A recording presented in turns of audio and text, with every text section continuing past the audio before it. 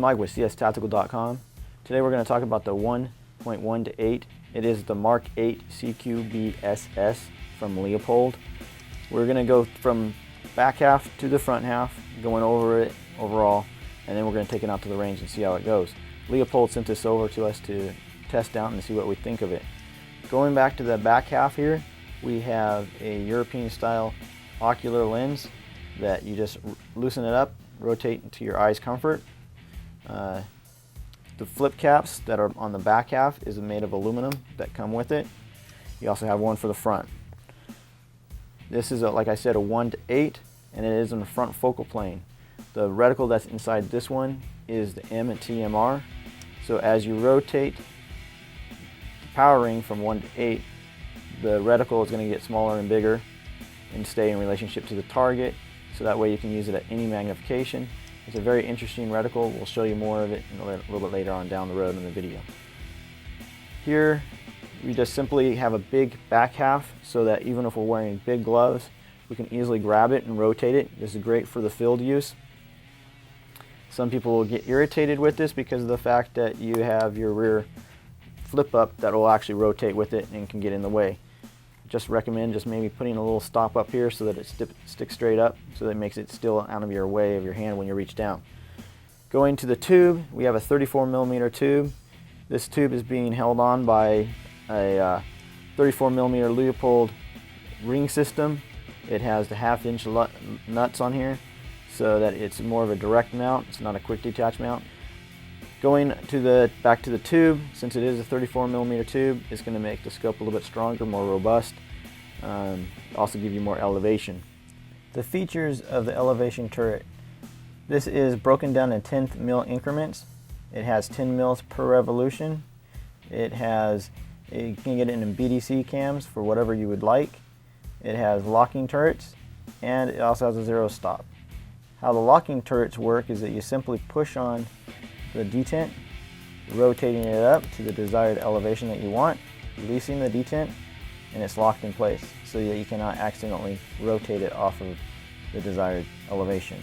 Simply depress in the detent, rotate it down until it stops, and you're going to feel it stop and then come up 2 clicks, and now you're zeroed for your desired 100-yard zero.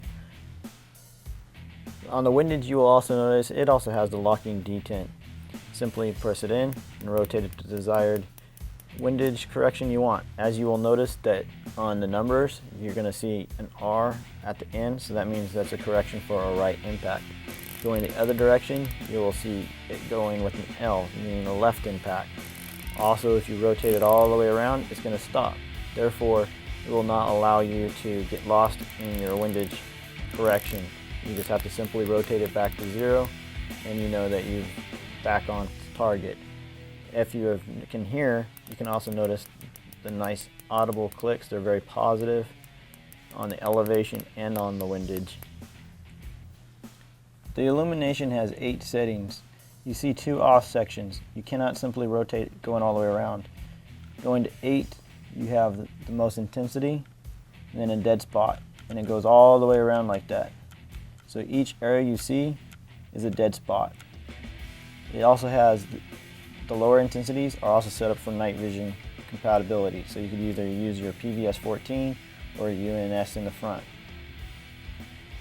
Then also going to the front half, we have a flared out bell up here with a 24mm lens in it at 1 power, 1.1.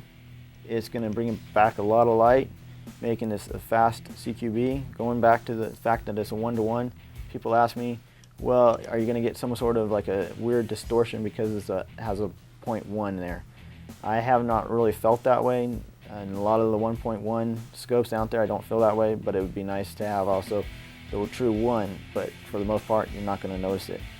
The reason that they made it 1.1-8 is for more of those DMR scopes or rifle systems, such as what we have on here. This is going to could be classified as a DMR system, designated marksman rifle.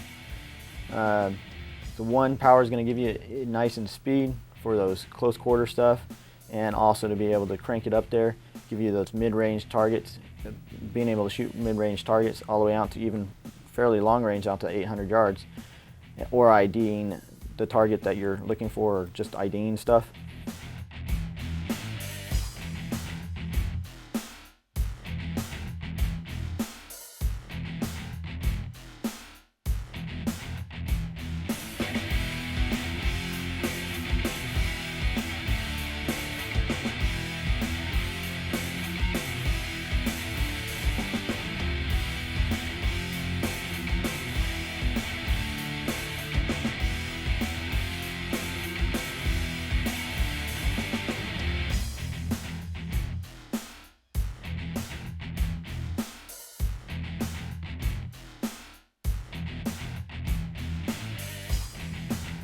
Last but not least, this is what the Leupold comes with in the box. You're going to get 2 manuals talking about the scope and the reticle, and then also a sunshade.